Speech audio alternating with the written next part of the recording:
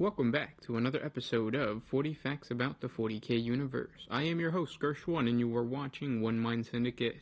Today we continue talking about the Imperium as we get into a Hive Worlder. If you're new to the channel, subscribe. We post Warhammer 40K content every single day. If you have any suggestions, just comment down below. And of course, if you like our content, share it with your friends. It really helps out the channel when you do so. Now, this is canon lore, so these are facts, or everything that we're going to talk about today is actually coming from GW or Dark Heresy. Before, in the daily life episodes or videos, we talk about Hive Worlders' lives based on my knowledge of 40K lore. This is all going to be coming from actual sources.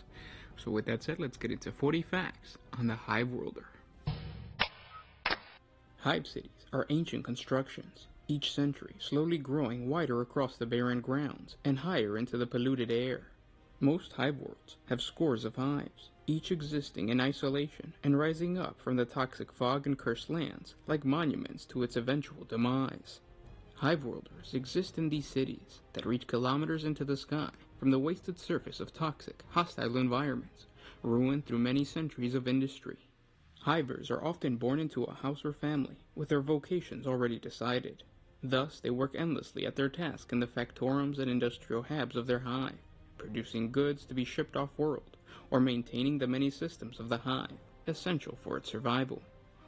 Sealed off from the planet outside, they live stacked on hundreds of levels, each one packed with millions of souls, working, eating, and dying without ever venturing beyond the steel caverns of their birth. To be a hive worlder is to have grown up amongst overpopulation and artifice, where the sun is only a myth. Unfortunates know only a desperate existence, barely surviving in the dank depths far below the surface, in underworlds where the very air cannot be counted on from one day to the next. For a hive worlder, this life is but one cog in a gigantic city machine, living and dying in the same few cubic kilometers in which he was born. Nearly everything is recycled and reused. The air a hive worlder breathes, the water he drinks, and the food he eats has been passed through the bodies of countless others, endlessly restored to be consumed once again. When a hiver dies, his duty to the hive and house is not done, and most hives reconstitute their dead. All of his possessions, from the hab room where he lives to the clothes on his back, likewise come from those before him. There is a definite class division in most hives. Resources become scarcer as one descends from the spire at the hive top, where the rulers enjoy all the wealth the Imperium has to offer, down through the guilds and houses, where some live in relative comfort, to the lower levels, where workers and dregs exist in crushing poverty. The farther downhill one goes, the more decayed and dangerous it becomes, the waste of billions drifting down to rest amongst the darkness. The rule of law breaks down in the depths of these wild and deadly domains. Some come here to escape their lives above, but most find only death and despair among the mutants and violent gangs.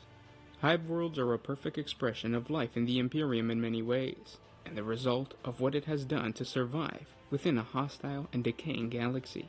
Hive worlders reflect this too, and are resourceful and hardy in a way that only those born into an overcrowded society with finite resources can be. Within a hive, only the strong survive, and only those who are both strong and cunning truly prosper. Even those who choose not to break the law are often forced to bend it to get their way. The oppressive nature of life within a hive is often devoid of any opportunities that a man does not make for himself. Positions within the system of control are one route a hive worlder can take, becoming part of the administratum or the ministorum in an effort to live above the law, or at least have some control over it. Equally, he might rise to the governance of his family house, trade cartel, or other group, though such a position is usually only colored by another kind of obligation and duty. The alternative is to reject the trappings of society and embrace the criminal elements, or be branded an outcast. Both can bring great wealth and personal freedom, but a man does this at his own peril, for the hammer of the hive's justice is swift and heavy. All of the great imperial organizations have their place within the maintenance of a hive world. The administratum governs its resources and sees it meets its tides. The ministorum cares for the souls of its citizens, and the mechanicum oversees the ancient machines that clean its air, recycle its food, and keep it running. Hive worlds also contribute large numbers to both the Imperial Guard and the Imperial Navy, and a Hiver can be found in both these organizations. Where a Hive worlder really comes into his own, and the path all too many of those who finally escape the Hive take, is that of an outcast. Whether he is a true recidivist or simply an anti-authoritarian, a Hiver who rejects the world he has been given and tries to twist it to his own advantage starts down a path he can never truly come back from. These outcasts might be petty crooks or rise to become heads of powerful organizations, controlling vices and illegal enterprises throughout their Hive. However, to really escape the shackles of Hive life, he must travel away from the structured society. This might be into the depths of the Underhive, into the wastelands surrounding the city, or even off-world. Here he can live free, providing he is quick with a gun, and willing to do whatever it takes to survive. And those were 40 facts on the Hive worlder of Warhammer 40K.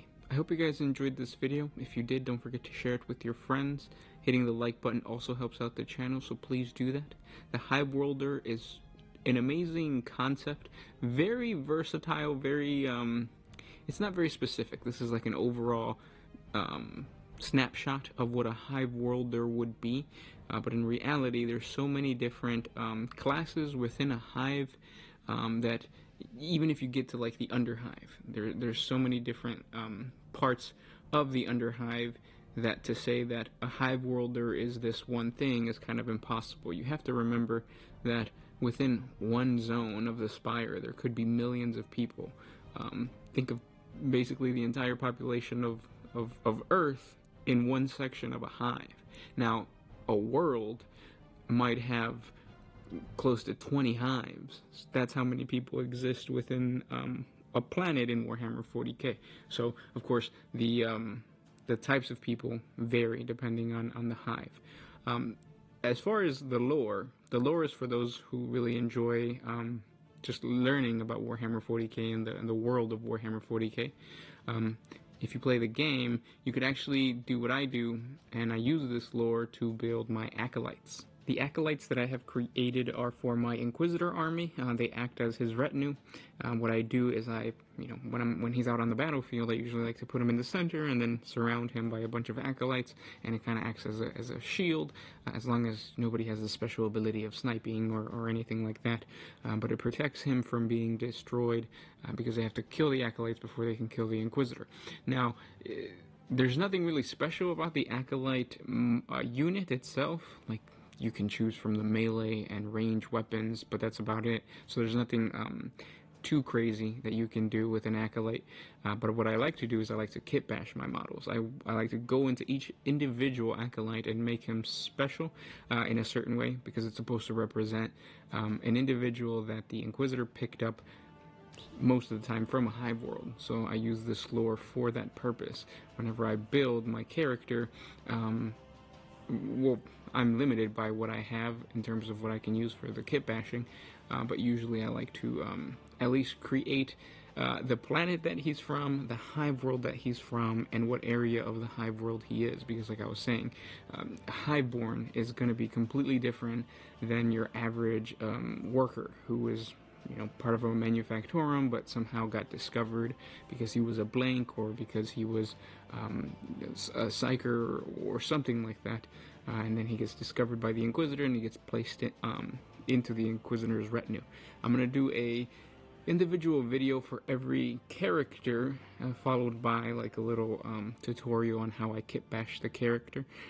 Once I start going with that once again. I'm painting more now, so I want to get through my regular army first. Once I have the regular army finished, I'll go back and I'll start kit bashing again and creating my retinue. Now, as far as specific notes on the Hive worlders, we have already created some 40 facts videos on like the Highborn. We have the daily life episodes, which you could use for help with your lore.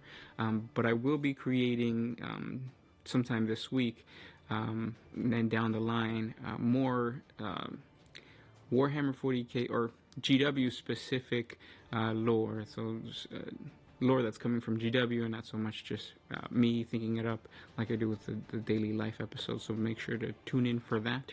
Again, guys, thank you guys so much for everything, for liking, commenting, and sharing. If you want to support us a little bit more, jump on over to Patreon. A simple $1 a month helps us create more videos for you guys.